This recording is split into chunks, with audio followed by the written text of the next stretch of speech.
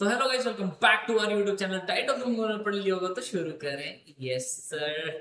आज हमें करना है चैप्टर 1 ऑफ बिजनेस इकोनॉमिक्स की रिवीजन। मैं तुम्हें रिमाइंड करा दूं कि ये चैप्टर की एग्जाम की वेटेज बहुत ही कम है, तो हम अकॉर्डिंगली थोड़ा थोड़ा थोड़ा स्पीडी चलेंगे। राइट, चलो let's. Nature and scope of business economics is your chapter name.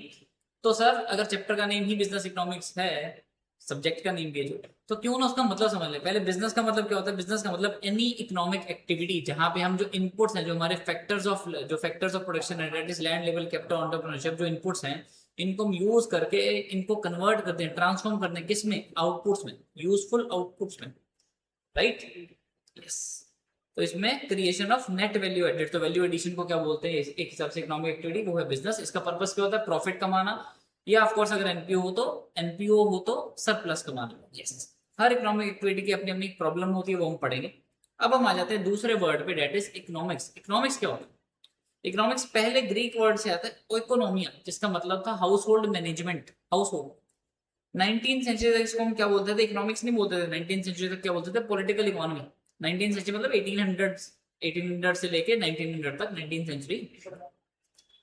1776 में एडम स्मिथ की एक बुक आई थी जिसका नाम क्या था? The wealth of nations. 1776 में, yes. An inquiry into the nature and causes of the wealth of nation, जिसको शॉर्ट फॉर्म में बोलते थे the wealth of nations by Adam Smith. इसको first modern work of economics गिना जाता था। MCQ आ सकता है, the first modern work of economics was given by या वाज नेम्ड एज। तो तुम्हें पता होना चाहिए। अब फंडामेंटल फैक्ट्स जो है, जो बनाते हैं सब्जेक्ट मैटर ऑफ इकोनॉमिक्स, वो ये है कि सर इकोनॉमिक्स को बनाता कौन है? बात इतनी सी है कि हमारे रिसोर्सेज बहुत लिमिटेड हैं और हमारी वांट्स अनलिमिटेड है। हमारी वांट्स अनलिमिटेड हैं और हमारे रिसोर्सेज बहुत लिमिटेड है। रिसोर्सेज लिमिटेड को हम ये भी बोल सकते हैं रिसोर्सेज स्कार्स है। तो सर ह्यूमन बींग्स की अनलिमिटेड इच्छाएं हैं, इच्छाएं कभी खत्म नहीं होती। और जो हमारे मीन्स हैं, जो रिसोर्सेज हैं, जो इन वांट्स को सेटिस्फाई करने के लिए हमें जो चाहिए, वो रिलेटिवली बहुत स्कार्स है। क्या स्कार्स है या रिलेटिवली स्कार्स है? सर रिलेटिवली स्कार्स है, उसके कंपेरेटिवली स्कार्स है। तो इकोनॉमिक्स यही चीज की तो स्टडी है कि जो हमारे रिलेटिवली स्कार्स रिसोर्सेज उनको हम कैसे उठाएं, यूज करें, और ये जो हमारी कंपीटिंग वांट्स हैं इनको हम सेटिस्फाई कर सकते हैं बेस्ट पॉसिबल मैनर में, ऑप्टिमम मैनर में हम इनको सेटिस्फाई कर सकते हैं। इकोनॉमिक्स की स्टडी करना हमें इनेबल करता है कि हम अपनी दिमाग को इतना एनालिटिकल थिंकिंग कर सकें, सोच सकें, एनालाइज कर सकें, समझ सकें कि wide range of economic issues क्या है और उनको कैसे सही करना है। क्या इकोनॉमिक्स से सारे प्रॉब्लम सॉल्व हो जाते हैं? नहीं। इनफैक्ट कोई भी चीज ऐसी दुनिया में नहीं है जो सारी प्रॉब्लम्स ठीक कर सके। तो मेनली इकोनॉमिक्स में इकोनॉमिक प्रॉब्लम्स कौन सी हैं कि सर जो हमारी एंड्स है, एंड्स मतलब हमारी wants. Ends is nothing but wants. And means क्या है? Means is nothing but resources. कि सर हमारी जो एंड्स है वो है अनलिमिटेड, और जो हमारे मीन्स है वो क्या है? लिमिटेड। और जो हमने हमारी हमारी वांट्स है उनको हमने ग्रेडेड कर रखा है कि सर सबसे पहले तो मेरे को खाना चाहिए, मतलब necessity basic, luxury, sorry luxury नहीं, नेसेसिटी बेसिक। फिर मेरे को थोड़ा, है ना, नीड्स पे तरफ आ चाहिए कि यार ये भी चाहिए, है ना। बेसिक तो हो गया रोटी कपड़ा मकान। फिर थोड़ा नीड्स की तरफ की यार ये भी चीज चाहिए। फिर थोड़ी लग्जरी की तरफ कि मेरे को बढ़िया गाड़ी भी चाहिए। तो ऐसे ऐसे मैंने अपनी वांट्स को ग्रेडेड कर रखा है, प्रायोरिटाइज कर रखा है। और जो मीन्स हैं वो रिलेटिवली स्कार्स हैं और उनके ऑल्टरनेटिव यूजेस भी हैं।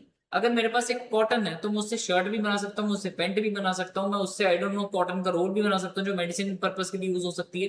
कुछ भी कर सकता हूँ। तो कॉटन के इतने ऑल्टरनेटिव यूजेस है, मुझे उसको किस रिसोर्स में लगाना है, मतलब उस रिसोर्स को कैसे यूटिलाइज करना है, कहाँ एलोकेट करना है, ये चीज बहुत जरूरी है और इसी में इकोनॉमिक्स हमारी हेल्प करती है। स्कैरसिटी ऑफ रिसोर्सेज, हमें पता है कि हमारे पास रिसोर्सेज बहुत कम है। स्कैरसिटी ऑफ रिसोर्सेज की डेफिनेशन किसने दी थी? रॉबिन के बेटे ने, याद है ना? रॉबिन के बेटे ने दी थी स्कैरसिटी की डेफिनेशन।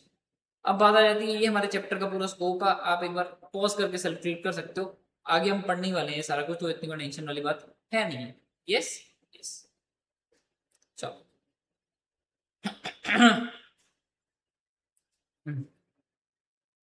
हाँ जी। अब आ जाते हैं सर, डिसीजन मेकिंग किसको बोलते हैं? डिसीजन मेकिंग होता है कि हमारे पास बहुत सारे ऑल्टरनेटिव्स हैं, हमें उनमें से बेस्ट चूज करना है, तो बस इसी को डिसीजन मेकिंग बोलते हैं। इसमें 3 स्टेप्स हैं। एक, हमारे पास जितने ऑल्टरनेटिव्स हैं उनको लिस्ट डाउन कर लो कि अच्छा मेरे पास यही ऑल्टरनेटिव। फिर मैं अपना दिमाग रैशनली चलाऊं कि यार इनमें से बेस्ट ऑल्टरनेटिव कौन सा हो सकता है और कौन सा मेरे कैसे काम आ सकता है फ्यूचर में और करंट में, दोनों में।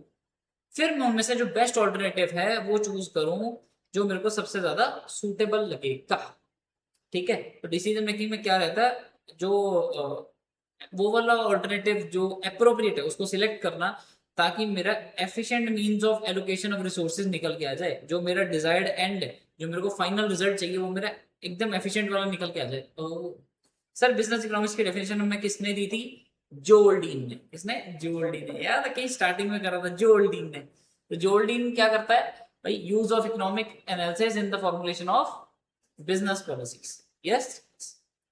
तो बेसिकली बिजनेस इकोनॉमिक्स क्या होता है? जैसे इकोनॉमिक्स तुम सारी थ्योरी पढ़ते हो जो तुमने प्लस 1 प्लस 2 में भी पढ़ी है, माइक्रो इकोनॉमिक्स, मैक्रो इकोनॉमिक्स, वो सारी थ्योरी। बिजनेस इकोनॉमिक्स क्या करता है? उस इकोनॉमिक्स को पकड़ता है थ्योरी को और उसको एक्चुअल में बिजनेस में अप्लाई करता है।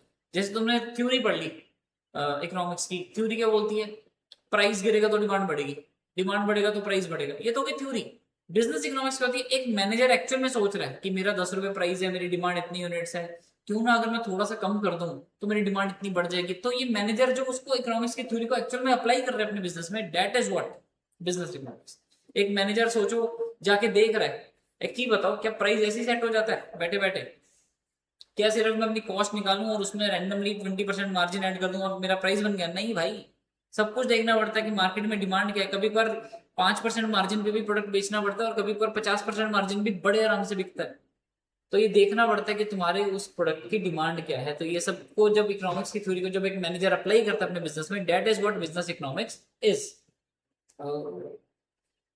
तो जैसे जो रिलायंस था वो पहले सिर्फ पेट्रोकेमिकल्स में था, फिर उन्होंने अपना टेलीकॉम भी खोल लिया, दैट इज जियो, और फिर जियो मार्ट भी खोल लिया, है ना। पहले उनका कोर बिजनेस क्या था? ऑयल एंड पेट्रोकेमिकल्स, जो अपना जियो की रिफाइनरी होती है जो ऑयल बनाती है, और जो जियो का अपना खुद का पेट्रोल पंप है।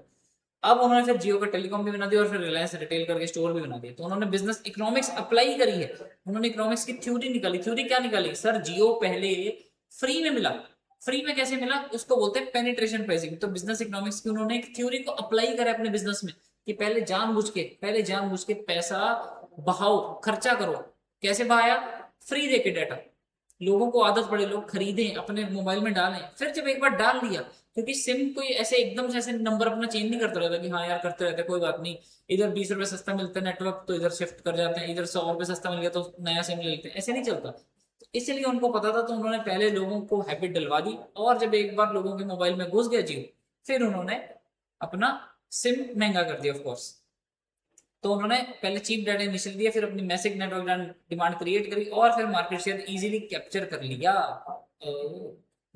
हमारे पास इकोनॉमिक्स में तुम्हें पता है दो चीज होती है, माइक्रो इकोनॉमिक्स, मैक्रो इकोनॉमिक्स। वैसे तो तुम्हें पता ही है पर फटाफट से बताता हूँ। माइक्रो इकोनॉमिक्स कंसर्न किससे है?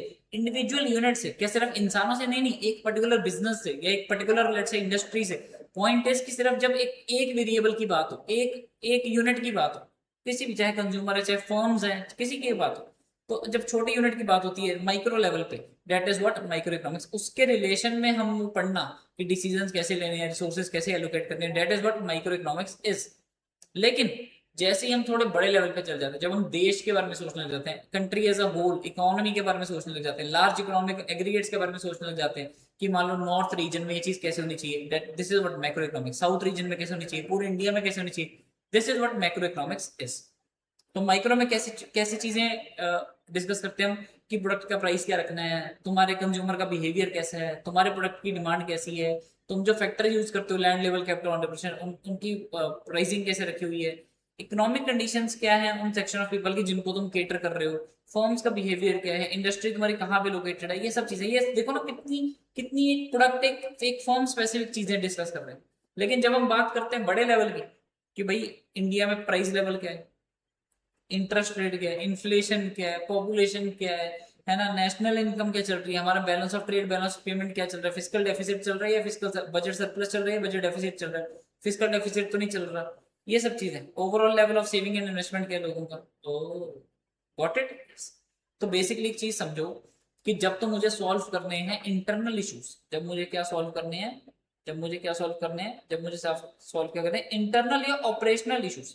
इंटरनल या ऑपरेशनल मतलब जो ऐसे इश्यूज जो मेरे हाथ में हैं, जो फर्म के परव्यू में फॉल करते हैं, मैनेजमेंट कंट्रोल कर सकती है और उनको सॉल्व भी कर सकती है माइक्रो इकोनॉमिक्स अप्लाई करके, कि मेरे को अपने प्रोडक्ट की डिमांड प्लस माइनस करनी है, मेरे को अपने प्राइसेस प्लस माइनस करने हैं, मेरे को अपनी प्रोडक्शन बढ़ानी है या कॉस्ट कम करनी है या कुछ भी उल्टा करना है, या मेरे को अपनी इन्वेंट्री कैसे मैनेज करनी है, या मेरे को अपना प्रॉफिट कैसे एनालाइज करना है, मेरे को अपने रिसोर्सेज कैसे लगाने हैं, मार्केट स्ट्रक्चर या प्राइसिंग पॉलिसी कैसे रखनी है, मेरे को पैसा उठाना कहाँ से और पैसा लगाना कहाँ से।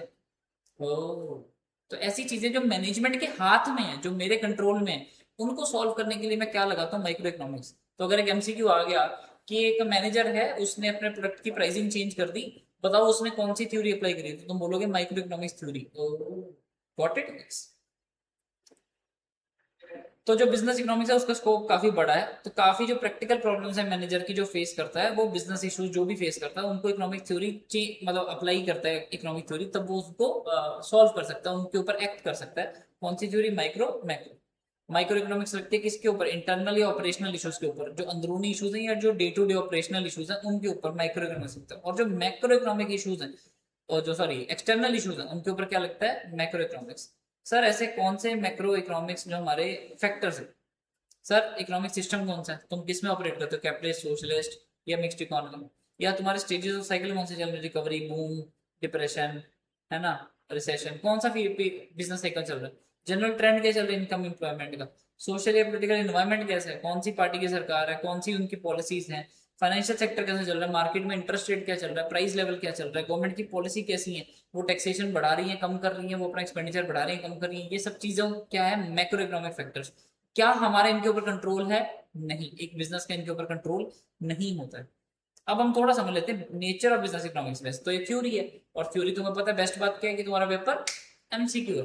तो एमसीक्यू का इसका मतलब क्या हुआ कि सर इसका मतलब ये हुआ कि हमें पेपर में कहीं पे भी लिखना नहीं है, तो लिखना नहीं। यस। नेचर क्या है बिजनेस इकोनॉमिक्स की, सर बिजनेस इकोनॉमिक्स एक साइंस है। साइंस क्या होती है, जो भी चीज कॉज एंड इफेक्ट रिलेशनशिप पे चलती है। कॉज एंड इफेक्ट रिलेशनशिप क्या होता है कि अगर ये चीज होगी तो फिर ये होगा, अगर प्राइस गिरेगा तो डिमांड बढ़ेगी, अगर डिमांड बढ़ेगी तो प्राइस बढ़ेगा। This is what cause and effect relationship. तो बिजनेस इकोनॉमिक्स भी एक साइंस है, वो बताती है कि अगर ये चीज करोगे तो ये चीज होगी, तो कॉज एंड इफेक्ट बताती है। बिजनेस इकोनॉमिक्स जैसे तुम्हें पता है बिजनेस की इकोनॉमिक्स, तो एक बिजनेस की जब हम बात करें तो इसका मतलब ये माइक्रो इकोनॉमिक्स के ऊपर बेस्ड है। बट सर क्या मैक्रो का इसमें थोड़ा सा भी लेना देना नहीं है, नहीं भाई। मैक्रो इकोनॉमिक्स जो फैक्टर्स हैं जो भी हमने पढ़े कि नेशनल इनकम क्या चल रही है, प्राइस लेवल क्या चल रहा है, इन्फ्लेशन कितनी है, अनएम्प्लॉयमेंट कितना है, ये सब चीजें इनको अफेक्ट जरूर करती हैं। तो इसलिए जो बिजनेस इकोनॉमिक्स है it incorporates elements of macro analysis. तो जब भी बिजनेस इकोनॉमिक्स हम पढ़ते हैं, जब भी हम बिजनेस में डिसीजन मेकिंग की तरफ जाते हैं, हमें एक बिजनेस में जब देखना है कि डिसीजन मेकिंग करनी है, हमें रिसोर्स कैसे एलोकेट करने हैं, तो हम बेस तो करते हैं हमारा माइक्रो इकोनॉमिक्स के बेसिस पे कि हमारा प्रोडक्ट की प्राइसिंग कैसे रहनी चाहिए, हमारी डिमांड क्या है, हमारा कंज्यूमर बिहेवियर क्या है, हमारी इंडस्ट्री की लोकेशन क्या है, ये सब चीजों के बेसिस पे डिसीजन मेकिंग होती है। लेकिन लेकिन मुझे ये वाले एलिमेंट्स भी ध्यान में रखने पड़ते हैं कि भाई इंप्लॉयमेंट का लेवल क्या है देश में, है ना, इन्फ्लेशन क्या है, ये सब चीजें। तो यस, इंटरडिसिप्लिनरी नेचर, आपको पता है multiple discipline, math, science, accounts, ये सब कुछ डिसिप्लिन होते हैं। तो इन जो इंटरडिसिप्लिनरी नेचर, इसका मतलब ये है कि जो बिजनेस इकोनॉमिक्स है वो मल्टीपल डिसिप्लिन को इनकॉर्पोरेट करके चलती है। तो इसमें मैथ भी यूज होती है, इसमें साइंस भी यूज होती है, इसमें अकाउंट्स भी यूज होता है, इसमें आई डोंट नो लॉ भी यूज होता है, सब कुछ यूज होता है इसमें। Got it. तो इंटरडिसिप्लिनरी नेचर है। Business economic is based on use of theory of markets and private enterprise. ये जो बिजनेस इकोनॉमिक्स है ये मार्केट के डिमांड एंड सप्लाई फोर्सेस पे चलती है। अगर एक बिजनेस डिसीजन ले रहा है तो वो ये देखता है कि मेरा प्रॉफिट किस में ज्यादा है, क्योंकि हमारा प्रॉफिट मोटिव है। क्योंकि बिजनेस में, मैंने बिजनेस इकोनॉमिक्स में बिजनेस की जो डेफिनेशन पढ़ाई, उसमें बिजनेस की डेफिनेशन भी मतलब क्या है कि जो प्रॉफिट मोटिव एंटिटी है, जो प्रॉफिट के लिए काम कर रही है, जिसका पर्पज ही इकोनॉमिक एक्टिविटी का क्या है, प्रॉफिट। तो जो प्राइवेट एंटरप्राइज है इनकी थ्योरी क्या रहती है कि हमें प्रॉफिट कमाना है और हमें मार्केट की डिमांड सप्लाई देखनी है। जो कंज्यूमर ज्यादा डिमांड कर रहा है जिस चीज की, हम वो चीज बनाना प्रेफर करेंगे। Business economics is also an art.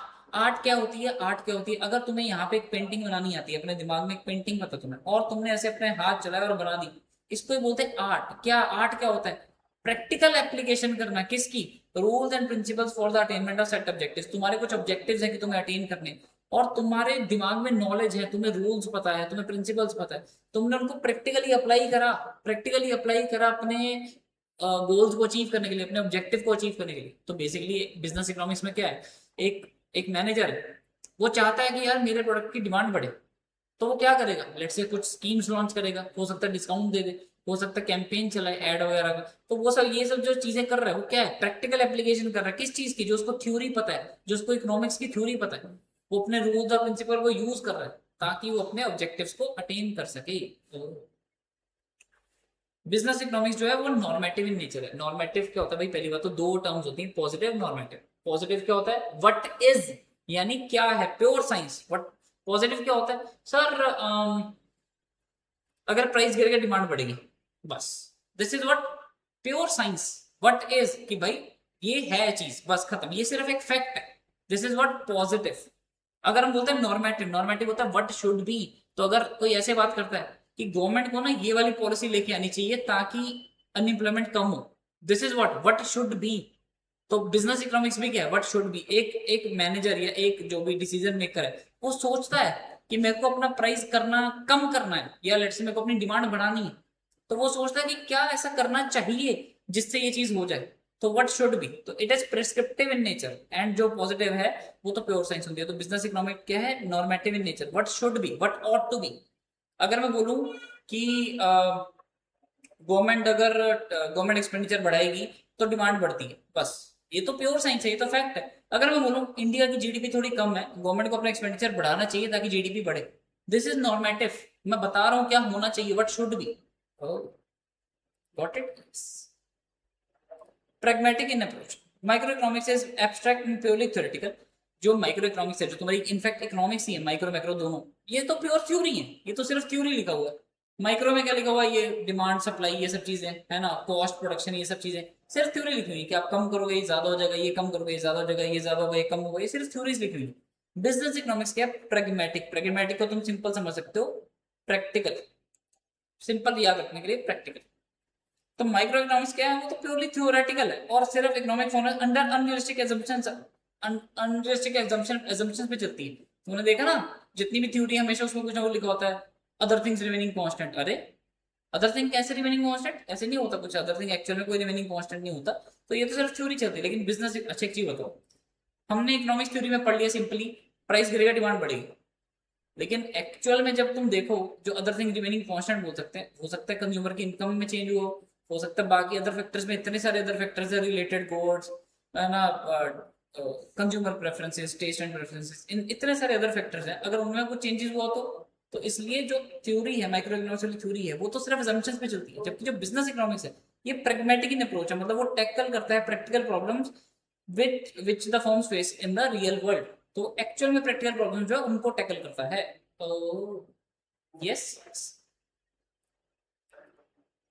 Scope of business economics पढ़ लिया कि भाई ये प्रैक्टिकल प्रॉब्लम्स को सॉल्व करता है। याद रखना प्रैक्टिकल वर्ड पे मैं इतनी इंपॉर्टेंस क्यों दे रहा हूँ, क्योंकि इकोनॉमिक्स जो है वो सिर्फ थ्योरी है, business economics but applied economics. अभी डिफरेंस आ जाएगा आगे तो तुम्हें समझ आना चाहिए। चलो ये पढ़ लेते एक बार, इकोनॉमिक्स और बिजनेस इकोनॉमिक्स में फर्क है अभी बता सकते। यहाँ पे तो सिर्फ फ्रेम हो रही है economic principles to solve economic problems, सिर्फ प्रिंसिपल्स बन रहे हैं कि प्रॉब्लम कैसे सॉल्व होगी, कि अगर हम ये कर देंगे तो ये हो जाएगा, बस ये तो एक फैक्ट हो गया, पॉजिटिव हो गया। लेकिन नॉर्मेटिव करना है हमें तो, कि इनको जो ये प्रिंसिपल जो हमने बनाए हैं इनको अप्लाई भी तो करना है। जब इनको एप्लीकेशन ऑफ इकोनॉमिक प्रिंसिपल्स करेंगे बिजनेस प्रॉब्लम सॉल्व करने के लिए, this is what business economics is. तो इसमें माइक्रो मैक्रो दोनों आता है। ये मेनली माइक्रो इकोनॉमिक नेचर है, मेनली वर्ड लिखा हुआ है भाई, प्योरली नहीं लिखा हुआ, मेनली। तो मैक्रो इकोनॉमिक्स भी वेरिएबल्स को भी ये इनकॉर्पोरेट करके चलता है, लेकिन mainly micro economic in nature है। मेन टास्क क्या है इसका, satisfaction of needs and individual society. लेकिन बिजनेस इकोनॉमिक्स तो बिजनेस के ऊपर चलती है, तो decision making in a specific business entity, क्योंकि मेनली इसका पर्पस क्या होता है, प्रॉफिट कमाना। और यहाँ पे हम इकोनॉमिक्स क्या यूज कर सकते हैं कि भाई गवर्नमेंट एक्सपेंडिचर करें ताकि पब्लिक गुड्स बढ़े, है ना, सोसाइटी और सोसाइटी वेलफेयर का सोचा है, इंडिविजुअल का सोचा जाए, तो ये सब होता है इकोनॉमिक्स की थ्योरी। इकोनॉमिक्स तो पॉजिटिव भी है नॉर्मेटिव भी है, लेकिन जो बिजनेस इकोनॉमिक है वो मेनली नॉर्मेटिव है। क्यों सर, पॉजिटिव नॉर्मेटिव दोनों कैसे, अरे बिजनेस इकोनॉमिक्स भी तो एक इकोनॉमिक्स की ब्रांच है, ये आगे लिखा भी हुआ है, economics is what includes business economics as one of its branches. तो business economics nothing but an applied branch of economics. तो इकोनॉमिक्स का तो बहुत बहुत बड़ा स्कोप है, क्योंकि इसमें सब कुछ आ जाता है। बिजनेस इकोनॉमिक्स सिर्फ और सिर्फ एक बिजनेस के डिसीजन मेकिंग के ऊपर कंसर्न है। तो इसमें सारी थ्योरीज आ जाती है, production, consumption, distribution, macro economic stabilisation, price level, inflation, exchange, international trade, सब कुछ आ जाता है इसमें। लेकिन इसमें क्या आता है, सिर्फ प्रॉफिट रिलेटेड थ्योरी, क्योंकि हम सिर्फ एक बिजनेस की बात करते हैं, सिर्फ एक माइक्रो लेवल पे। तुम्हारे खुद के सिलेबस में देख लो, इकोनॉमिक्स में इतने चैप्टर है, कितने सारे चैप्टर्स हैं जिसमें हम मैक्रो इकोनॉमिक्स भी पढ़ते हैं एक हिसाब से कि इन्फ्लेशन कैसे कंट्रोल होती है, बजट कैसे बनता है, इंटरनेशनल ट्रेड कैसे होता है, ये सब कुछ क्या ऐसा सब ये बिजनेस इकोनॉमिक्स में आता है? नहीं, हम तो बिजनेस इकोनॉमिक्स में सिर्फ इस चीज पे फोकस करते हैं कि हमारा प्रॉफिट कैसे बनेगा, माइक्रो माइक्रो लेवल एनालिसिस करते हैं। इसमें तो माइक्रो मैक्रो दोनों आता है, इसमें सिर्फ इकोनॉमिक एस्पेक्ट्स आते हैं। इसमें इकोनॉमिक के साथ नॉन इकोनॉमिक एस्पेक्ट्स भी आते हैं। जब एक बिजनेस डिसीजन लेता है तो उसको बिजनेस में कुछ ऐसी प्रॉब्लम्स भी होती हैं जो नॉन इकोनॉमिक एस्पेक्ट्स भी होती है। For example,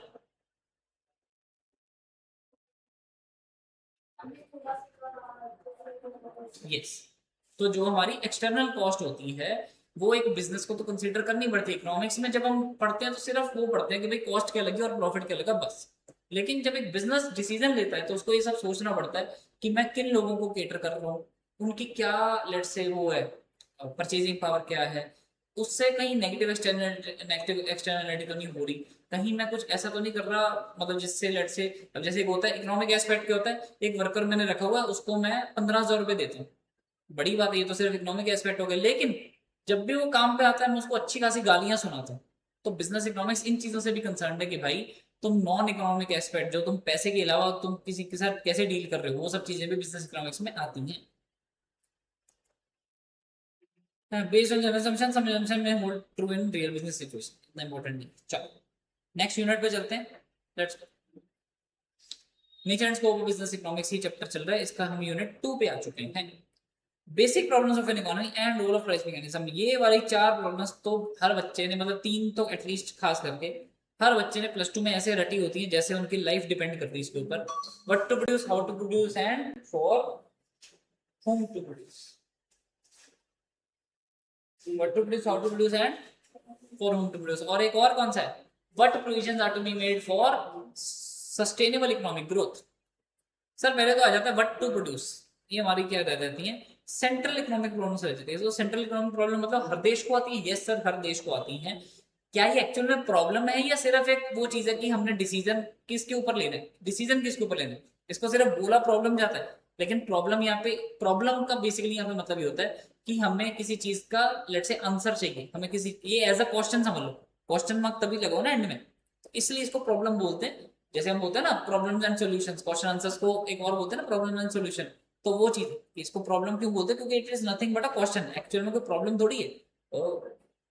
what to produce, how to produce, for whom to produce and what provisions are to be made for economic. What to produce क्या होता है, क्या बनाना चाहिए। अगर मेरे पास, जैसे मैंने बोला, एक मेरे पास कॉटन है, एक कॉटन रिसोर्स है, अब मेरे को क्या बनाना चाहिए, इससे मेरे को शर्ट बनानी चाहिए, पैंट बनानी चाहिए, कैप बनानी चाहिए, कॉटन के आई डोंट नो शूज बनते हैं, पता नहीं बनते हैं भी है कि नहीं, बट कॉटन का लेट से मेरे को कॉटन की वो कॉटन रोल बनाना चाहिए, क्या बनाना चाहिए मुझे उसका, कॉटन कैंडी बनानी चाहिए, नहीं वो अलग चीज होती है, no I am just kidding.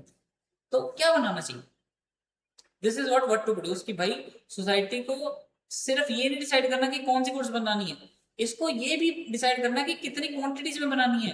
कि ठीक है मेरे पास 1 किलो कॉटन है, उसमें से 300, मतलब 300 ग्राम कॉटन में यूज कर रहा हूँ शर्ट के लिए, 300 ग्राम कर रहा हूँ पैंट्स के लिए, 300 ग्राम कर रहा हूँ दवाइयों के लिए, तो 100 ग्राम कहीं और कर रहा हूँ, तो ये सब मेरे को डिसाइड करना पड़ता है। तो क्या बनाना है सिर्फ ये प्रॉब्लम नहीं, कितनी क्वांटिटी में बनाना है ये भी प्रॉब्लम है। How to produce, how to produce में तो सब बच्चों को रटा पता है पड़ा है। सर 2 प्रॉब्लम्स होती हैं, या तो तुम कैपिटल इंटेंसिव मेथड यूज कर लो या labour intensive methods. Capital intensive method कौन से होते हैं, ऑफ कोर्स जिसमें तुम मशीनरी यूज कर रहे हो। लेबर इंटेंसिव कौन से, जिसमें तुम इंसान को यूज कर रहे हो। तो various technique, it is a society's interest to use the technique of production that make the best use of the available resource, labor और capital intensive techniques। इसको अपन रेड भी कर लेते हैं।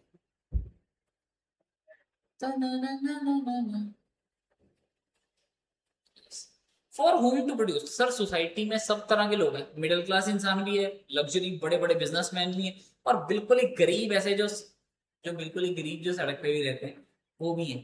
ठीक है, तो लग्जरी भी है, मिडिल क्लास भी है और गरीब भी है। ठीक है, यस, ठीक है ना। तो किस, मतलब सोसाइटी जो है सबकी तो वांट पूरी कर नहीं सकती, है ना, समझ रहे हो। मान लो लोहा है, तो लोहे से हो सकता है गरीब का रिक्शा भी बने, और लोहे से हो सकता है रोल्स रॉयस की खिड़की भी बने। तो क्या बनना चाहिए, वो वाली चीज है। फॉर होम टू प्रोड्यूस, किसके लिए हम बना रहे हैं ये सब चीजें। ओ, तो ये जो total output of goods and services जो बन रहा है, इसमें से कितना किसको मिलना चाहिए, this is what for whom to produce. What provisions if any are to be made for economic growth. एक चीज बताओ, क्या सोसाइटी आज ही सारे रिसोर्सेज यूज कर ले तो बढ़िया नहीं है यार? हमारे पास इतना पानी है समुद्र वगैरह में, इतनी हमारे पास बिजली स्टोर है, क्यों स्टोर कर रहे हैं यार सारी? आज भर तो इतने कट क्यों लगा रहे हैं? दिन रात एसी चलना चाहिए भाई। अगर आज दिन रात एसी चल गया ना, और आज थोड़े बहुत जो 2 घंटे कट लगते हैं वो तुम्हें बर्दाश्त नहीं हो रहे, जो फ्यूचर जनरेशन है उनको लगेंगे 10-10 घंटे के कट, और उनको नहीं बचेगी बिजली। तो इसलिए जो इकोनॉमिक ग्रोथ के लिए क्या प्रोविजन रखनी है, सस्टेनेबल ग्रोथ के लिए। सस्टेनेबल होता है कि आज भी हम अच्छी लाइफ जी रहे हैं, तो आगे वाली जनरेशन के लिए भी कुछ छोड़ के जाना है। और जैसे बोलते हैं ना मीम्स वगैरह में भी, कि इनके लिए हम ग्लेशियर बचा रहे हैं, तो वो वाली चीज है। A society would not like to use all its car sources for current consumption। सारी आज ही नहीं यूज करना मैं प्रेफर करूंगा। Therefore society has to decide कितनी सेविंग करनी है, कितनी इन्वेस्टमेंट करनी है, कितना आज मुझे सेक्रीफाइस करना है ताकि फ्यूचर जनरेशन के लिए मैं कुछ छोड़ सकूं। तो बस ये प्रॉब्लम्स थी। अब ये प्रॉब्लम्स तो चलो चलो ठीक है थी। ये प्रॉब्लम्स कौन फेस करते हैं सर? इकोनॉमीज, हमने अभी पढ़ा ना, सेंट्रल इकोनॉमिक प्रॉब्लम में तो जितनी भी इकोनॉमीज हैं वो उनको फेस करनी पड़ती है। कौन सी इकोनॉमीज होती है? 3 तरह की इकोनॉमीज होती है। कौन सी? ये तो एक ही होगी ना, capitalist, laissez free market. Second central plan economy, command economy, socialist economy. Third is mixed economy. Mixed economy का कोई दूसरा नाम नहीं है, ठीक है। तो capitalist economy, free market, laissez faire. Yes, याद रहेगा। Capitalist, free market, laissez faire. Capitalist, free market, laissez faire. Okay. Capitalist economy कौन सी होती है? जो प्रीडोमिनेंटली किस पे चलती है? प्रॉफिट मोटिव पे। देखिए प्राइवेट एंटरप्राइज आए, उसको जो उसके हिसाब से कंज्यूमर की डिमांड उसको लगती है कि भाई कस्टमर को गाड़ी चाहिए, हम गाड़ी बनाने लग जाएंगे। प्रोड्यूसर जो है वो अपने लिमिटेड रिसोर्सेज जो है वो अपने प्रॉफिट मोटिव के लिए यूटिलाइज करेंगे, है ना। और हमें मतलब जो मेन ड्राइव जो फोर्स है, जो ड्राइविंग फोर्स है कैपिटलिस्ट इकोनॉमी की, वो क्या है? प्रॉफिट मोटिव, कि पैसा बनाना है अपने को भाई। पैसा, पैसा है मेन चीज। ना बीवी ना बच्चा ना बाप बड़ा ना भैया, the whole thing is right रे भैया, सबसे बड़ा रुपया।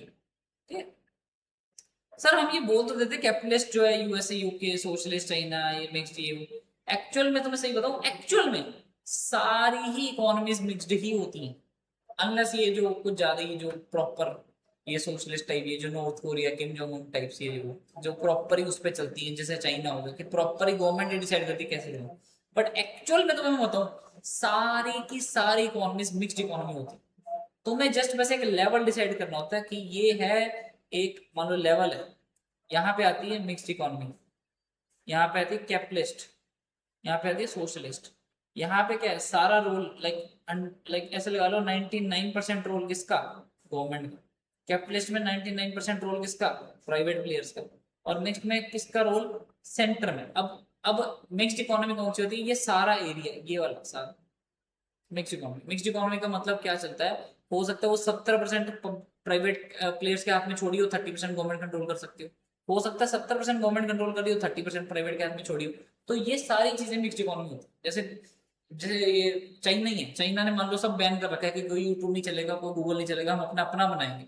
अब उन्होंने ये डिसीजन ले लिया, ठीक है, क्योंकि वहां पे लेट से 80% 90% रोल जो है गवर्नमेंट का है, बट जो 10% रोल जो उन्होंने प्राइवेट प्लेयर के हाथ में दिया हुआ है कि भाई बनाना कौन सा, फिर वेब वेब जो बनाना है वो बनाना कौन सा है, जो भी उनका गूगल की वजह जो चलता है, जो मेलिंग सिस्टम जो चलता है, ये सब कुछ जो बनाना है, ये बनाना कौन सा है?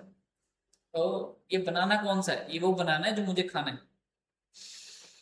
Very poor joke. ओके, तो मिक्स्ड सॉरी कैपिटलिस्ट इकोनॉमी में क्या चलता है कि sir predominant economic system in the modern global economy, तो मतलब आज की डेट में ज्यादातर यही चलता है। क्या कैपिटलिस्ट इकोनॉमी का मतलब गवर्नमेंट का कोई रोल होता ही नहीं है? नहीं, गवर्नमेंट का लिमिटेड रोल होता है। लिमिटेड रोल होता है गवर्नमेंट का, जीरो रोल कभी नहीं हो सकता। एक सरकार जब वहां पे चुनी जाती है तो मोटे डिसीजन, जो बड़े डिसीजन होते हैं वो तो सरकार ही लेती है, वो तो अंदर प्राइवेट प्लेयर्स कैसे चलना है वो प्राइवेट प्लेयर्स की मर्जी है। तो रिसोर्सेज कैसे यूज होंगे, बात सारी इस चीज पे आ जाती है कि रिसोर्सेज कैसे यूज हो जाएंगे, वो डिसाइड कौन करता है? अगर वो मेनली प्राइवेट प्लेयर डिसाइड करते हैं अपने प्रॉफिट मोटिव को ध्यान रखते हुए, तो वो कैपिटलिस्ट इकोनॉमी है। अगर वो गवर्नमेंट डिसाइड करती है सबका भला सोचते हुए, तो वो सोशलिस्ट इकोनॉमी है। और अगर दोनों मिक्स चलता रहता है कि कुछ जगह गवर्नमेंट इंटरवीन कर लेती है, कुछ जगह प्राइवेट प्लेयर अपनी चलाते हैं, ये सब कुछ चलता रहता है मिक्स, तो that is what mixed economy. What it is? तो सारे मीन्स जो production are owned and controlled by private individuals for profit. Private property is the mainstay of capitalism. Private property क्या होता है? Right to private property. इसका मतलब कि मेरे पास हक है कि मैं एक जमीन खरीदूं और उसके ऊपर फिर मैं कुछ भी चला लूं, कोई भी फैक्ट्री चलाऊं, कुछ भी बिजनेस चलाऊं, होटल खड़ा कर लूं, रेस्टोरेंट बना लूं, पार्क बना दूं, जो मेरी मर्जी। This is what right to private property. ये जो ओनर्स हैं इन फैक्टर्स के, कैसे फैक्टर्स, लैंड, फैक्ट्री, मशीनरी, ये सब are free to use them in any manner which they like, मैं इसको जैसे मर्जी यूज करूं। एंटरप्राइज की फ्रीडम है, मुझे कौन सा प्रोडक्ट बनाना है, कौन से कंज्यूमर के लिए बनाना है, what to produce, how to produce, for whom to produce, सारा मेरी मर्जी के ऊपर है। तो ये हम आगे पढ़ेंगे इनफैक्ट कैपिटलिस्ट में ये तीनों जो इकोनॉमिक प्रॉब्लम्स है वो कैसे सॉल्व होते हैं। Freedom of economic choice, sir सारे इंडिविजुअल फ्री हैं regarding the choice of consumption and production and work. क्योंकि देखो सोशलिस्ट में जैसे क्या होता है, गवर्नमेंट डिसाइड करती है कि कौन सी गुड्स ज्यादा बननी चाहिए, है ना। लेकिन इधर क्या होता है, इधर इंडिविजुअल भी फ्री है और कंज्यूमर सोवरेनिटी तो रहती है, कंज्यूमर ही तो राजा रहता है। अगर कंज्यूमर डिमांड करे कि मेरे को आई डोंट नो जो ब्रेड है, मुझे लेट्स से बर्गर ज्यादा पसंद है, तो जो ब्रेड है उसकी बर्गर ज्यादा बनेंगी मार्केट में, नॉर्मल ब्रेड कम बनेगी जो दूध के साथ खाते हैं। तो ऐसा, तो कंज्यूमर की जो प्रेफरेंस है, कंज्यूमर चाहता है कि यार मेरे को गाड़ियां चाहिए, मतलब कार चाहिए रेदर देन टू व्हीलर, तो बनेंगी कार ही बनेंगी। This is what capitalist economy is, कि producer have to produce those goods and services which are preferred by the consumers. This is what consumer sovereignty is. Government interface बहुत यहाँ पे absence word लिखा, लेकिन actual में true नहीं, government interface बहुत कम लेता है, लिमिटेड रहता है, लेकिन रहता जरूर है, एब्सेंट नहीं होता। कंपटीशन बहुत इंपॉर्टेंट फीचर है कैपिटलिस्ट इकोनॉमी का, क्योंकि सर देखो ऐसा है, कंज्यूमर ने डिमांड करी, कंज्यूमर राजा है, कंज्यूमर ने डिमांड करी गाड़ियों की, अब बहुत सारे प्रोड्यूसर गाड़ियां बनाने लगे, अब जस्ट बिकॉज कंपटीशन है, हर कोई अपना प्रोडक्ट बेटर बनाएगा ताकि दूसरे से बेटर रहे, प्रोडक्ट बेटर बनाएगा और प्राइस कम रखेगा। इससे तो फायदा ही है एक हिसाब से, मतलब हम सबका, तो है ना। Competition bring out the best among buyers and the sellers and result in efficient use of resources, क्योंकि हर कोई ऐसे कोशिश करेगा। अब देखो ऐसा है, जो मैंने ये बात बोली कि वो क्या करेंगे, वो गाड़ी मतलब बेस्ट बना के देंगे और प्राइस सबसे कम रखेंगे, लेकिन वो करेंगे कैसे, भाई रिसोर्सेज तो लिमिटेड ही है, उनको वो बड़े एफिशिएंट तरीके से यूज करेंगे, तो इससे फायदा ये देश का भी इन जनरल। प्रॉफिट मोटिव तो तुम्हें पता है, मेन मेन मोटिव है भाई साहब, कि पैसा कमाना, पैसा। यस हो गया, यस। अब ये जो कैपिटलिस्ट इकोनॉमिस्ट है, कैपिटलिस्ट इकोनॉमीज है, ये अपनी सेंट्रल प्रॉब्लम कैसे सॉल्व करती है, सर एक ही वर्ड याद रखना है, स्वार्थी होती है कैपिटलिस्ट इकोनॉमी, अपना फायदा, भाई पैसा चाहिए, पैसा, पैसे से मतलब है, पैसे की बात करो बस। तो व्हाट टू प्रोड्यूस, क्या बनाना है, कैसे डिसाइड होता है भाई, जिसमें सबसे ज्यादा प्रॉफिट बन सके, कितनी क्वांटिटी बनाना है, उतनी क्वांटिटी में जिसमें सबसे ज्यादा प्रॉफिट हो सके, will lead to more profits, profits profit profits. तो सर अब जैसे मान लो डिमांड बढ़ी किसकी, कार्स की, कार की डिमांड बढ़ी, तो उसके करके उसके प्राइसेस बढ़े, तो सारे प्रोड्यूसर कार बनाने लगे, तो जो कार के प्राइसेस बढ़े लेकिन उनकी कॉस्ट रिमेन सेम रही, तो इससे क्या हो जाएंगे, ज्यादा प्रॉफिट होंगे। तो हम वही चीज बनाएंगे, वट टू प्रोड्यूस, कौन सा वट टू प्रोड्यूस, मतलब क्या चीजें बनानी, वो चीजें सर जो कंज्यूमर को चाहिए, which the consumer wish to buy, क्योंकि वो जो खरीदेंगे उसी से हमारा प्रॉफिट बनेगा। तो how to produce, sir capital intensive use करें, मतलब मशीनरी वगैरह लगाएं या लेबर वगैरह रखें, सर हम तो वो रखेंगे जो हमें सस्ता पड़ता है, कॉस्ट मिनिमम पड़े, भाई स्वार्थी बनो, प्रॉफिट ज्यादा हो या इधर कॉस्ट कम हो। तो for whom to produce, sir किसके लिए बनाना है, अरे भाई अगर तुम्हारा प्रोडक्ट ऐसा है जो तुम्हें लग्जरी, मतलब अमीर लोगों से पैसा दिलवाएगा, तो तुम उनके लिए बनाओ, अगर गरीबों से पैसा बनाना है तो उनके लिए बनाओ। Goods and services and capital will be produced for those who have buying capacity, जो तुम्हारा वो प्रोडक्ट, जो तुम्हारी टारगेट है उस वो खरीदने का अगर दम रखते हैं। देखो वो भी बड़ी बड़ी कंपनी है जो गुटखा बनाती हैं, गरीबों के लिए सिगरेट बनाती हैं, और वो भी बड़ी बड़ी कंपनी है जो रोल्स रॉयस बनाती हैं, समझ रहे हो। तो जो जो जितनी भी ये प्रॉफिट मोटिव एंटिटीज हैं, इनका तो यही काम है कि भाई हम उनके लिए बनाएंगे जो हमारा प्रोडक्ट खरीद पाएंगे। तो सर ये कंजम्पशन सेविंग इन्वेस्टमेंट कैसे डिसाइड करता है, कंजम्पशन एंड सेविंग कौन करता है, भाई तुमने वो चैप्टर पढ़ा हुआ है 6 चैप्टर नेशनल इनकम वाला, उसमें क्या होता है, एक साइड पे क्या होता है बिजनेस और एक साइड पे क्या होता है हाउस होल्ड। ये बिजनेस क्या करता है, इन्वेस्टमेंट एक्सपेंडिचर, तो आई जो है उसके ऊपर डिपेंडेंट है, और हाउस होल्ड के ऊपर क्या डिपेंडेंट है, C+S। तो इसीलिए जो कंजम्पशन एंड सेविंग्स है वो कौन करता है, डन बाय कंज्यूमर्स, जो तुम्हारे कंज्यूमर वाली साइड है। मतलब वो वैसे थोड़ा वो एग्रीगेट लेवल पे चलेगा, बट ऑफ कोर्स अगर बिजनेस मतलब बिजनेस इकोनॉमिक्स लेवल पे, माइक्रो लेवल पे है, तो कंजम्पशन एंड सेविंग कौन करता है, कंज्यूमर, और इन्वेस्टमेंट कौन करता है, entrepreneur.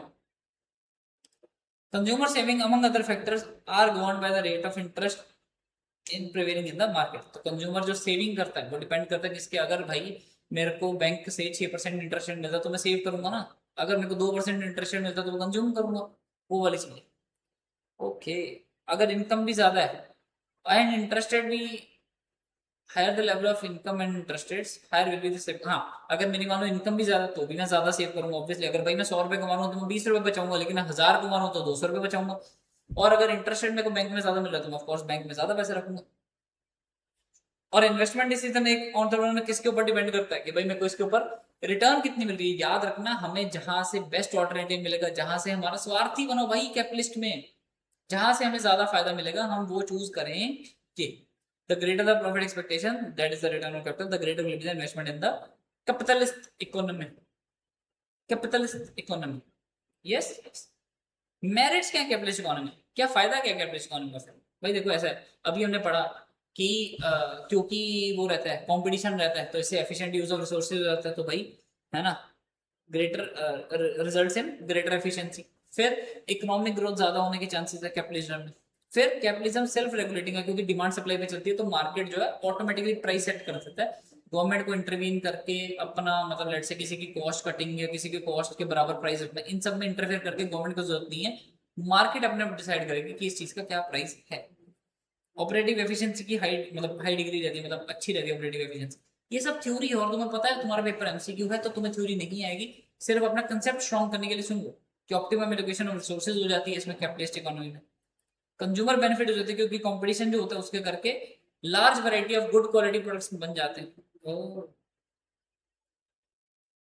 Participant enjoy maximum amount of autonomy and freedom, भाई गवर्नमेंट का कंट्रोल नहीं रहता तो मैं चूज करूंगा ना मेरे को जिसमें ज्यादा प्रॉफिट है मैं वो बनाऊंगा और मैं अपने हिसाब से चलाऊंगा अपने रिसोर्सेस। तो फंक्शन है ना डेमोक्रेटिक फ्रेमवर्क, भाई ये यूजली वर्ड लिखा हुआ है, यूजली ध्यान रखना, usually works in a democratic framework.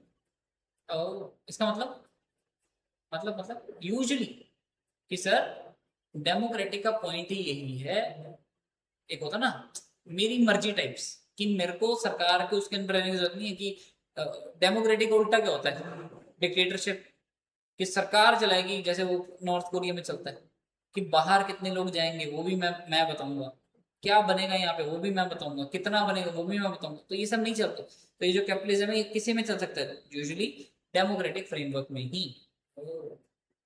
Yes बाकी अगर तुम्हें इसमें से जो भी पढ़ना है तो तुम पॉज करके पढ़ सकते हो, इतना इंपॉर्टेंट है नहीं है मेरे अकॉर्डिंग। ओके, डीमेरिट्स क्या कैपिटलिज्म, फायदा तो तुमने बहुत बता दिया, नुकसान बता सर। एक कहीं ना कहीं एक तो वो इकोनॉमिक गैप वाइडन होता रहेगा, अमीर और अमीर, गरीब और गरीब, क्योंकि अगर हम प्रोडक्ट्स बनाएंगे उनका सोच के, जो प्राइवेट गुड्स बनाते रहेंगे ताकि हम प्रॉफिट सोचते रहे, तो पब्लिक गुड्स कौन बनाएगा, कोई भी नहीं। सर राइट टू प्रॉपर्टी जो हमने राइट टू प्राइवेट प्रॉपर्टी जो कैपिटलिज्म में पढ़ा, उससे ह्यूमन राइट्स भी तो दिक्कत में आते हैं, क्योंकि अमीर तो अपनी जमीन खरीद लेंगे, गरीब कहाँ जाएंगे। इकोनॉमिक इनइक्वालिटी और सोशल इंजस्टिस होता ही मैंने बता ही दिया। इनइक्वालिटी से reduce the aggregate economic welfare of society. Yes, human welfare को इग्नोर करता है क्योंकि हमारा प्रॉफिट मोटिव चलता है, हमारा मोटिव क्या है, प्रॉफिट। यस, अब इनकम इनइक्वालिटी होती है इसलिए जो पैटर्न ऑफ डिमांड है वो एक्चुअल में रियल नीड ऑफ सोसाइटी नहीं बताता।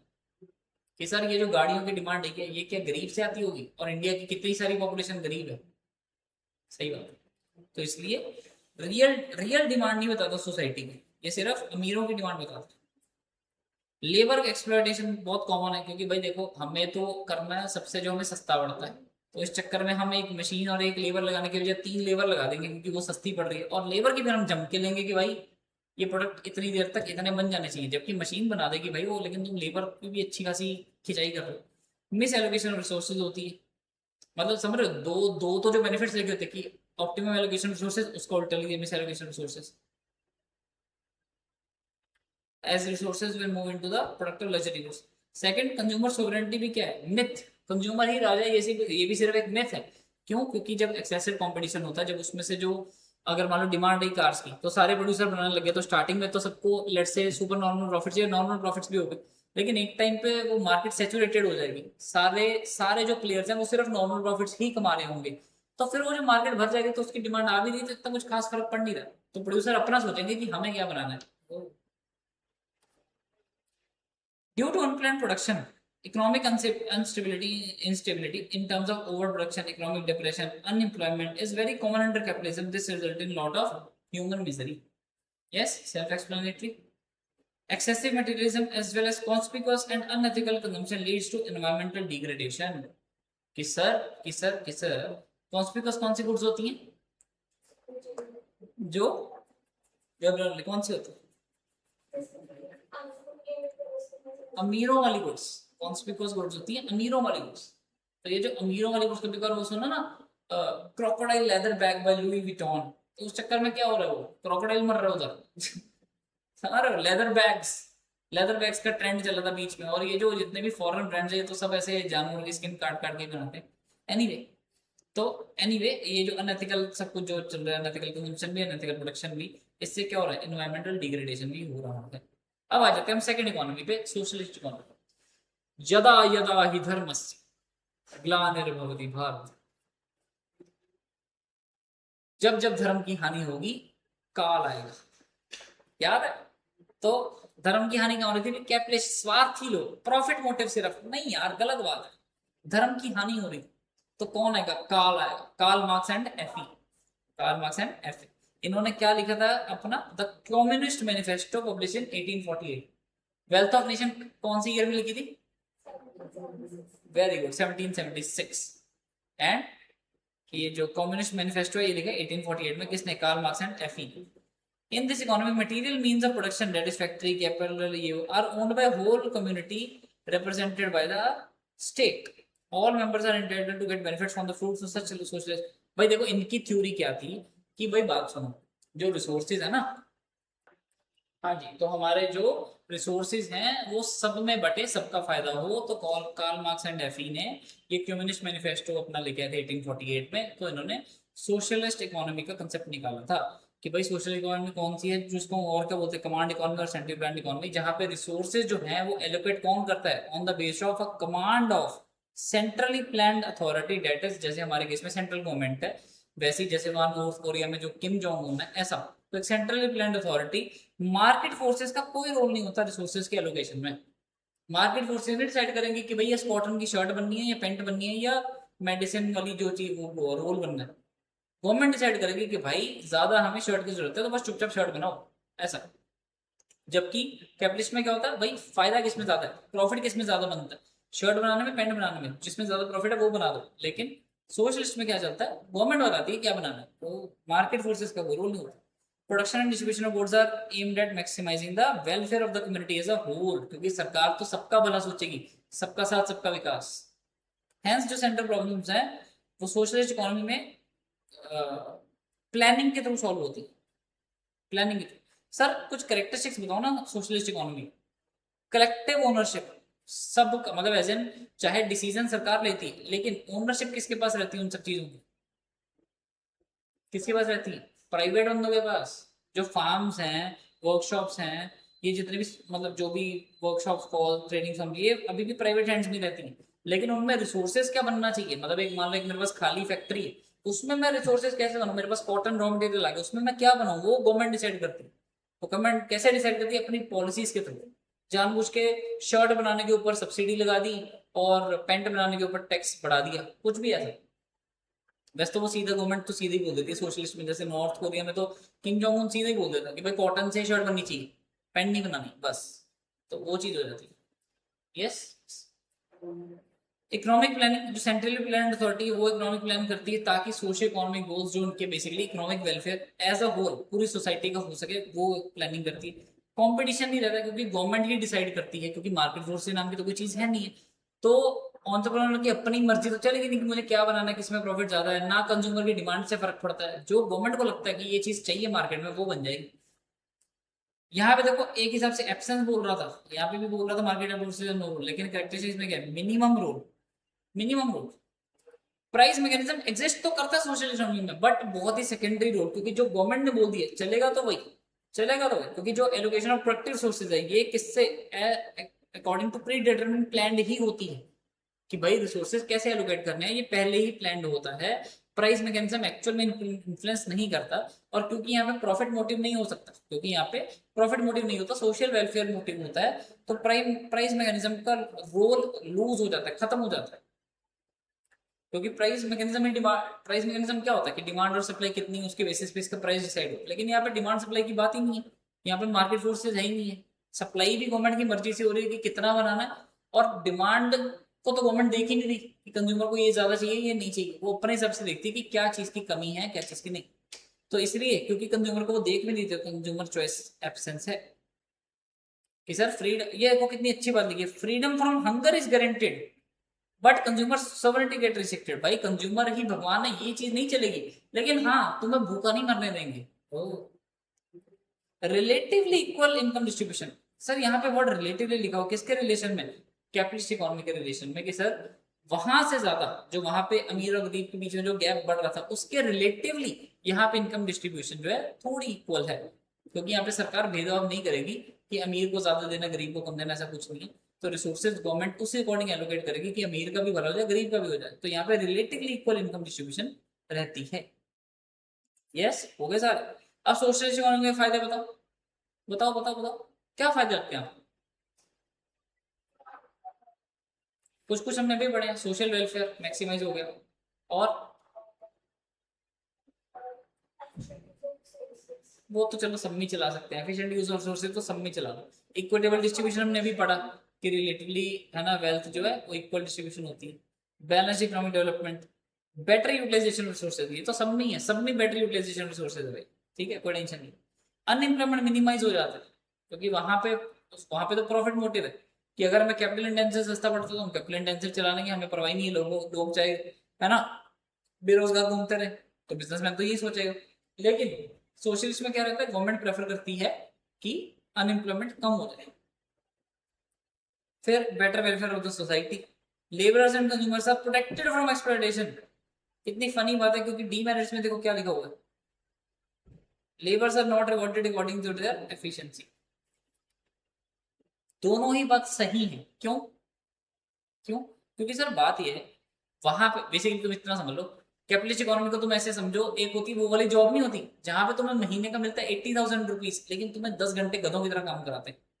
और सोशलिस्ट इकोनॉमी कहते हैं जैसे सरकारी नौकरी टाइप, वैसे तो सरकारी नौकरी में भी चलो मिल जाता है, लेकिन मान लो वहां पे तुम्हें मिलता है 50,000 पर मंथ, लेकिन काम बहुत इजीली चलता है। तो इसलिए एक्सप्लॉयटेशन तुम्हारी कहाँ हो रही है सर, जहाँ पे 8-10 घंटे काम करना पड़ता है कैपिटलिस्ट में, लेकिन रिवॉर्ड भी कहाँ मिल रहा है? कैपिटलिस्ट में। और सोशलिस्ट में क्या हो रहा है सर, तुम एक्सप्लॉयटेशन से बच रहे हो, ये अच्छी बात है, लेकिन तुम्हें रिवॉर्ड उस अकॉर्डिंग नहीं मिल रहा, उतना पैसा भी नहीं मिल रहा, ये समझ लो ऐसा। ओके, और डीमेरिट्स क्या है सर? ऑफ कोर्स अब सब कुछ सरकारी चलेगा तो उसमें करप्शन, रेड टेपिज्म, फेवरेटिज्म, ये सब कुछ चलेगा। यस, फ्रीडम ऑफ इंडिविजुअल्स को भी रिस्ट्रिक्ट करता है, क्योंकि गवर्नमेंट डिसाइड करेगी क्या बनाना है, तो प्राइवेट एंटरप्राइज का तो रोल खत्म है कि मुझे क्या बनाना चाहिए, राइट टू प्राइवेट प्रॉपर्टी नाम की कोई चीज ही नहीं है ना। वहां पे डीमेरिट क्या था कि प्राइवेट प्रॉपर्टी ह्यूमन राइट्स के ऊपर है, यहाँ पे फिर बेसिक राइट्स ऊपर है प्राइवेट प्रॉपर्टी के। तो हर चीज का दूसरा पहलू है, ऐसा समझो। कोई प्रॉपर बेसिस नहीं है भाई कॉस्ट कैलकुलेशन का, क्योंकि गवर्नमेंट यहाँ पे वैसे सोच के नहीं चलती कि इस चीज में कितनी कॉस्ट पड़ेगी, गवर्नमेंट सोशल वेलफेयर को प्रेफर करती है। यस, बस मेन बात यही थी, ठीक है। बाकी पढ़ना तो पॉज करके पढ़ लो, कोई बड़ी बात नहीं। अब आ जाती है मिक्स्ड इकोनॉमी। मिक्स्ड इकोनॉमी किस लॉजिक पे चलती है कि सर दोनों के पॉजिटिव पॉजिटिव फीचर्स उठा लो, कैपिटलिस्ट के भी अच्छे फीचर्स उठा लो, सोशलिस्ट के भी अच्छे फीचर उठा लो। अगर कैपिटलिस्ट में लेट्स से वही बात, जैसे भी एग्जांपल ली थी कि एम्प्लॉई जो है वही बात है, उसको 80,000 पर मंथ मिलता है और वो काम भी दबा के कर रहा है कैपिटलिस्ट में, और सोशलिस्ट में पैसा कम और काम मतलब टाइम भी कम। मिक्स्ड में दोनों का अच्छा फायदा ले लो ना, कि उसको काम भी थोड़ा कम करना पड़ेगा टाइम वाइज, और उसको पैसा भी अच्छा मिल जाए, तो जैसे मिक्स्ड इकोनॉमी। मतलब ये तो मैं तुम्हें एग्जांपल दे रहा हूँ कि दोनों के अच्छे फीचर्स उठा के ले जाती है।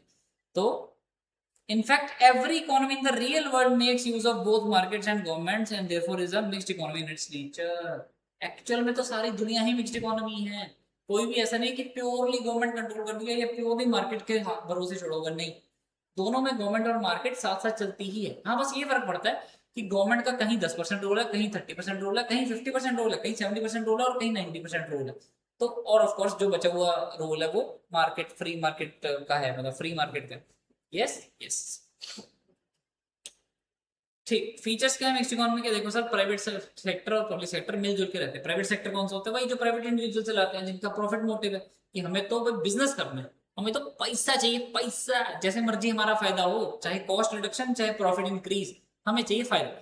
और पब्लिक सेक्टर क्या होता है? जिसका aim it is not primarily profit oriented, but किसके लिए? For the welfare of the community. और मिक्स्ड इकोनॉमी में क्या है? ये दोनों साथ साथ चलते हैं। बेसिकली प्राइवेट सेक्टर को तुम समझ लो कैपिटलिस्ट, ये समझ लो सोशलिस्ट, और कंबाइंड क्या होगा तुम्हारा? Mixed economy. ओहो हो, yes, did you get it? Yes I got it. Aim is to develop include the best features of both controlled economy and market economy. Controlled economy वो कौन सी, सोशलिस्ट, मार्केट इकोनॉमी कौन सी, capitalist. Excluding the demerits of both, कि दोनों के अच्छे features आ जाए और दोनों के डीमेरिट्स बाहर रह जाए। ओके, मेरिट्स क्या है कैपिटलिस्ट इकोनॉमी से सोशलिस्ट। देखो भाई मेरिट्स मिक्स्ड इकोनॉमी के वही होंगे जो कैपिटलिस्ट और सोशलिस्ट को अवेलेबल थे। देखो दोनों में एफिशिएंट यूज ऑफ रिसोर्सेज था, दोनों में बेटर डिसीजन मेकिंग थी, दोनों में अब वही बात आ जाती है एप्रोप्रिएट इंसेंटिव्स भी मिल गए इनोवेशन और टेक्नोलॉजी के लिए। ठीक है, जो आइडियली कैपिटलिस्ट में भी है और सोशलिस्ट में भी है एक हिसाब से, वही बात है, फिर दोनों के पॉजिटिव फीचर आ गए। Economic planning and rapid economic development, rapid economic growth किस में थी, कैपिटलिस्ट में, लेकिन ऑफ कोर्स फीचर उठ के इधर आ गया। यस, कट थ्रोट कंपटीशन के जो डिसएडवांटेजेस थे गवर्नमेंट के मेजर से हट जाते हैं। देखो कैपिटलिस्ट इकोनॉमी में क्या रहता है, कट थ्रोट कंपटीशन, उससे बेटर रिसोर्सेज बनते हैं, लेकिन ज्यादा कट थ्रोट कंपटीशन से प्रॉफिट मार्जिन में कहीं ना कहीं कम हो जाता है, तो अपनी मर्जी चलाते हैं प्रोड्यूसर जो। तो इसमें गवर्नमेंट का जो वो रहता है रोल रहता है ना। गवर्नमेंट जो एनवायरमेंटल और लेबर रेगुलेशन चलाती है उससे तुम रिसोर्सेज को मिसयूज भी नहीं कर सकते, एंड जो डिसएडवांटेज है कट थ्रोट कंपटीशन को वो भी रिड्यूस हो जाते हैं। डीमेरिट्स क्या है, डीमेरिट्स क्या है, अब देखो ऐसा है, या तो कोई इकोनॉमी, वही बात है 90% गवर्नमेंट रोल 10% होगी कैपिटलिस्ट, ये ऐसी भी मिक्स्ड इकोनॉमी हो सकती है। तो इसमें अगर गवर्नमेंट का रोल ज्यादा रहेगा तो दिक्कत क्या होगी, अगर एक्सेसिव कंट्रोल रहेगा स्टेट का, then resulting in reduced incentive and constrained growth of core sector. Constrained मतलब बड़ी रुकी हुई ग्रोथ, बड़ी घुटी हुई ग्रोथ, पूरी इंप्लीमेंटेशन ऑफ प्लानिंग होगी, ज्यादा रेट ऑफ टैक्सेस होंगे, लैक ऑफ एफिशिएंसी होगी, करप्शन होगी। भाई तुमने अगर हमने 10th चैप्टर पढ़ा है, मतलब अभी रिवीजन में नहीं पढ़ा लेकिन इन जनरल तो पढ़ा ही है ना, तो 10th चैप्टर में हमने क्या बोला कि भाई पोस्ट इंडिपेंडेंस सोशलिस्ट गवर्नमेंट थी, तो जब सरकार इतना खर्चा कर रही थी, है ना, जब गवर्नमेंट एक्सपेंडिचर बहुत ज्यादा था, जब हाई फिजिकल डेफिसिट था क्योंकि इनको बहुत खर्चा करना पड़ रहा था सरकार, दैट वाज व्हाट पूरी implementation of planning, high rates of taxation, क्योंकि टैक्स उठाएगी गवर्नमेंट तभी लगाएगी खर्चा, एफिशिएंट मतलब इनएफिशिएंसी भी हो जाती है, करप्शन भी होता रहता है, रिसोर्सेज भी वेस्ट हो जाते हैं, अनड्यू डिलेज भी होते रहते हैं क्योंकि सरकारी काम बहुत धीरे चलते हैं ऐसा। अब उल्टा लगा लो, अगर प्राइवेट सेक्टर ज्यादा हो गया तो सर अगर प्राइवेट सेक्टर ज्यादा होगा तो वो डिस्प्रपोर्शनली ग्रो होगा, मतलब कुछ ज्यादा ही प्राइवेट सेक्टर ज्यादा ही बड़ा होगा। और मतलब अगर गवर्नमेंट कम रोल हो, अगर गवर्नमेंट का in absence of strong government initiative, ऊपर 90% रोल गवर्नमेंट का था, अगर 10% रोल रह जाए तो सर अगर 10% गवर्नमेंट का रोल रह जाए तो फिर प्राइवेट सेक्टर डिस्प्रपोर्शनली ग्रो हो जाएगा, तो प्रॉफिट मोटिव ज्यादा चलता रहेगा, सोशल वेलफेयर नहीं होने वाला। और बीच में जो moreover it is very difficult to maintain the proper balance between the public and private sector. तो ऐसा समझ लो this is what 90 government 10 private, this is what 50 government 50 private, this is what 10 government and 90 private. Got it. तो सब में अपने अपने कोई ना कोई नुकसान है। तो यस, इसी के साथ होता है आपका चैप्टर खत्म। मिलते हैं नेक्स्ट वीडियो में, बाय बाय।